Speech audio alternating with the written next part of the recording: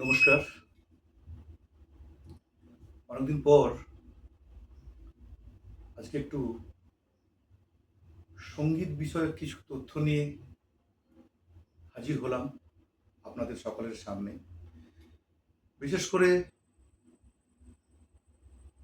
আমার সকল ছাত্রছাত্রী, অভিভাবক এবং যারা সঙ্গীত শিখছে এবং যারা স্টেজে পারফরম্যান্স করছে অ্যাজ এ সঙ্গীত শিল্পী হিসাবে, সবার জন্য প্রথমে একটা কথা বলতে হয়, সঙ্গীত এমন একটা বিষয়বস্তু যার শিক্ষার কোনো অন্ত নেই, শেষ নেই। প্রতিদিন প্রতিনিয়ত নতুন কিছু শেখায়, শিখতে হয়, আমাদের এখনো শিখতে হচ্ছে। বেশ কিছু সঙ্গীত শিক্ষার বিষয়ে তথ্য আজকে একটু আলোচনা করব। ভুল ত্রুটি থাকলে অবশ্যই আপনারা কমেন্ট করবেন তথ্য অনুযায়ী। প্রথমে যেটা বলার,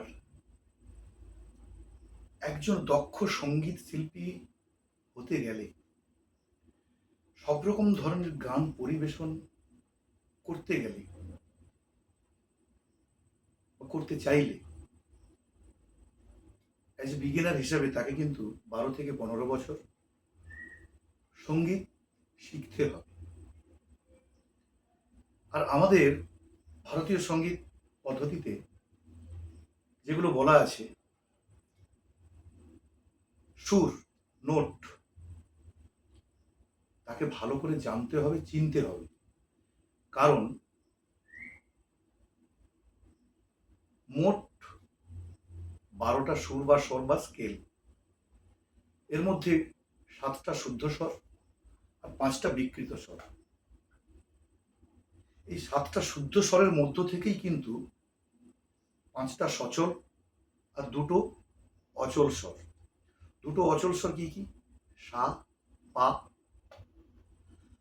আর 5টা সচল কেন বলা হচ্ছে তাকে? কারণ তার একটা বিকৃত রূপ, মানে যাকে বলা হয় ডুপ্লিকেট আছে। রে, গা, মা, ধা, নি। এই বিকৃতর মধ্যে আবার 4টা কোমল আর একটা কড়ি বা তিব্রা। এই 4টা কোমল কিন্তু শুদ্ধ স্বরের থেকে কিছুটা পর্দা, কিছুটা নোট হালকা বা নিচে করা হয়, সেটাকে কোমল বলা হয়। রে, গা, ধা, নি। আবার তিব্রাটা শুদ্ধ স্বরের থেকে একটু হাই পিচ, মানে একটু পর্দাটা উপরে, তাই তাকে তিব্রা বলা হয় বা কড়িমা বলা হয়। তা এগুলো যদি না জেনে আমরা গান করতে যাই, তাহলে কিন্তু আমাদের ওই গানের ক্ষেত্রে যাকে বলে না মুরকিয়া, মিড় লাগানো, সেগুলো হয় না। সারেগামা পাধানির মধ্যেই কিন্তু 7টা মানে বলে দিয়েছে। এজ এ সঙ্গীত শিল্পী হিসাবে সেগুলোকে মনে রাখতে হবে।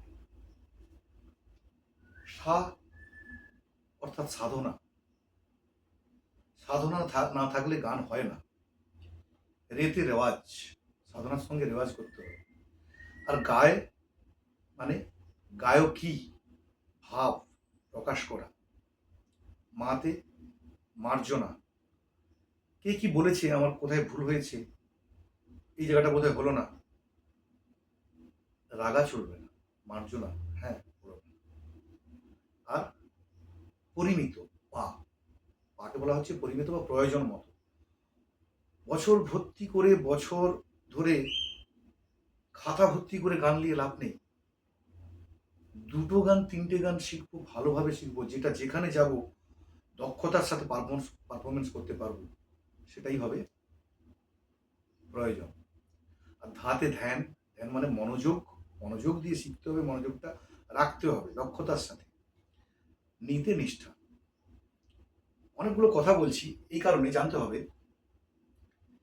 যে আমরা গান শেখার ক্ষেত্রে যখন গান প্র্যাকটিস করব বা গাইব, সেই গানের ক্ষেত্রে কিন্তু একটা বিজ্ঞান প্রভাব আছে, যে গানটা শিখবো বা কিছু করবো। কারণ যে কোনো জিনিস, গান কেন, যে কোনো জিনিস আমাদেরকে আগে সেটা ভালো করে জানতে হবে। একটা গান আমি তুললাম স্যারের কাছে, গানটা শেখার পরে সেই গানটাকে আমাকে বারবার শুনতে হবে। কেন না, গানটা যদি আমি বারবার শুনি তাহলেই কিন্তু আমার মস্তিষ্ক অর্থাৎ ব্রেনে গানটা গিয়ে প্রবেশ করবে। তখন ওই গানটার মধ্য থেকে মস্তিষ্কে আমি গানটাকে ধরে রাখতে হবে যে কোথায় সুরটা কম লেগেছে, কোথায় মিড লাগিয়েছে, কোথায় একটু হালকা ভাষা বলেছে, কোথায় ভাষার থ্রোয়িংটা কীরকম করেছে, ওটা ব্রেনের মধ্যে থাকে।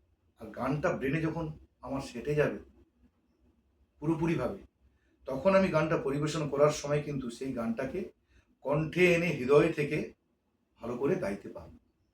আমি কয়েকটা উদাহরণ গিয়ে একটু দেখাবো, কতটা পারবো জানি না। তবে একটা জিনিস মনে রাখতে হবে, অ্যাজ এ পারফর্মার আর শিক্ষক দুটোই কিন্তু চাই। কারণ আমরা যারা গান শিখবো তার ওই দুটো রবীন্দ্রসঙ্গীত, দুটো আধুনিক গান শিখে নিয়ে হয়ে গেছে, তাহলে আর বেশি কিছু জানার দরকার নেই, শেখার দরকার নেই। কিন্তু বর্তমানের যুগে যদি আমাদেরকে কিছু শিখতে হয়, জানতে হয়, আমাদের অনেক অনেক পরিশ্রম করতে হবে এবং অনেক শুনতে হবে। আর শিখবো কার কাছে, গুরু নির্বাচন করব কাকে, সেই সকল শিক্ষক বা শিক্ষিকাদেরকে আমরা নির্বাচন করব যারা অ্যাজ এ প্রথম থেকে গান সঙ্গীত অনেক দিন ধরে সাধনা করে শিখে শেখাতে এসছেন এবং তারা প্রথম থেকে পারফরমেন্স করছেন। কারণ একজন শিক্ষক যদি বিভিন্ন মঞ্চে পারফরমেন্স না করে থাকেন, সে কিন্তু তার ছাত্রছাত্রীদের সেইভাবে শেখাতে পারবে না। কারণ ভবিষ্যতে সে তার ছাত্রছাত্রীদেরকে কিভাবে পারফরমেন্স করতে হবে সেটা তো জানতে হবে। একটা মঞ্চে অনেক শ্রোতা থাকবে, সব শ্রোতার সঙ্গে কিভাবে উপলব্ধি করবো, কখন কি গানটাকে পরিবেশন করতে হবে, কিভাবে মাইক্রোফোনটা ধরতে হবে, কিভাবে আমার বডি ল্যাঙ্গুয়েজ কথা বলবে, সেগুলো জানার জন্য সেই পারফরম্যান্সকে বা সেই শিক্ষাগুরু বা শিক্ষিকার কাছে শিখতে হবে। যিনি কোনোদিন পারফরমেন্স করেননি, গান ছেড়ে দিয়েছেন, তার কাছে যদি গান শিখতে যাই,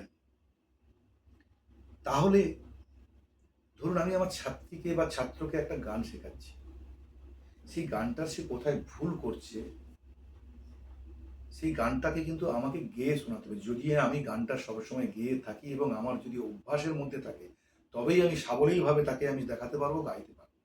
কিন্তু আমি যদি শুধু শিখিয়ে যেতে যাচ্ছি, নিজে কোনোদিন প্র্যাকটিস করছি না, বাজাচ্ছি না, তাহলে কিন্তু আমি সেটা তাকে সুন্দরভাবে শেখাতে পারবো না। তাই সব রকম দিক নির্ভর করে সেইভাবে গুরু বা শিক্ষিকা নির্বাচন করতে হবে।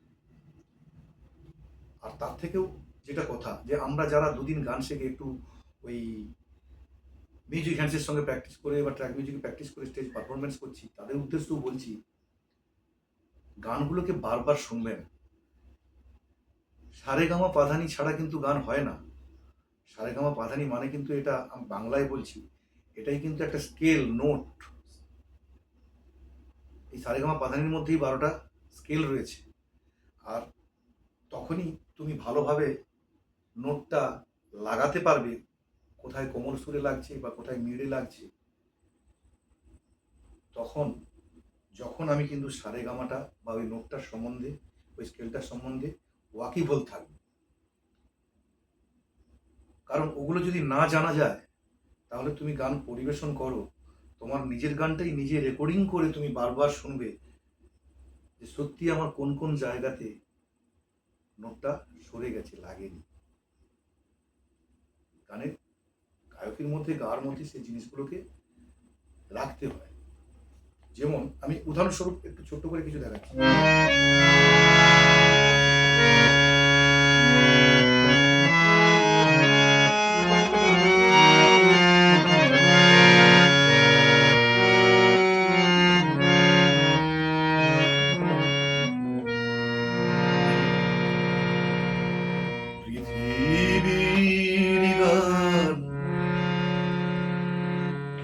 আকাশ কি মনে রাখে, পৃথিবীর গান আকাশ কি মনে রাখে, নীরব সুরে রামধনু শুধু দিগন্তে ছবি আঁকে,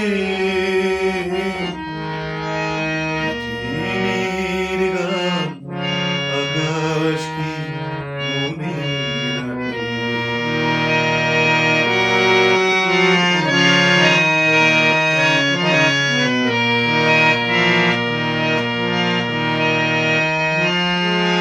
ফুলেরও সুরভি মায়া, এখানে ভাষাটা দেখুন, তোমার ছোট্ট করে কিছু বলছি। ফুলেরও সুরভি মায়া, মায়াটাকে আমি মায়া বলে ছেড়ে দিলে কি ভালো লাগবে? যেভাবে থ্রোয়িংটা আছে সেভাবে বারবার শুনতে হবে, সেভাবে পরিবেশন করতে হবে। উদাসী হওয়ায় মন ভরে দেয়, অরণ্যে কাঁপে ছায়া,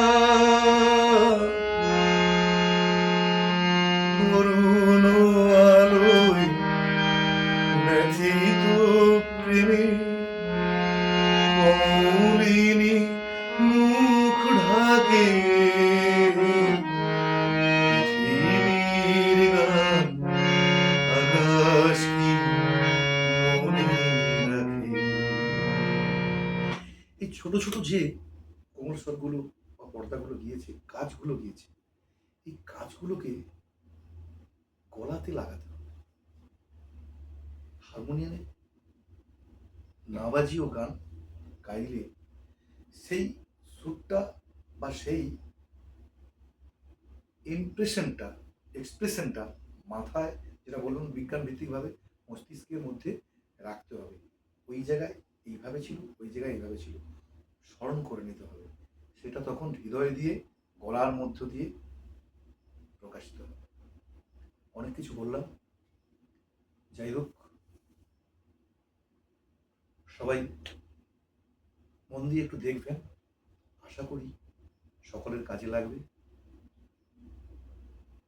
বেশি সময় আর বাড়াবো না, আজকে এখানে শেষ করছি। অন্যদিন আবার কিছু তথ্য নিয়ে আসবো। শুভরাত্রি।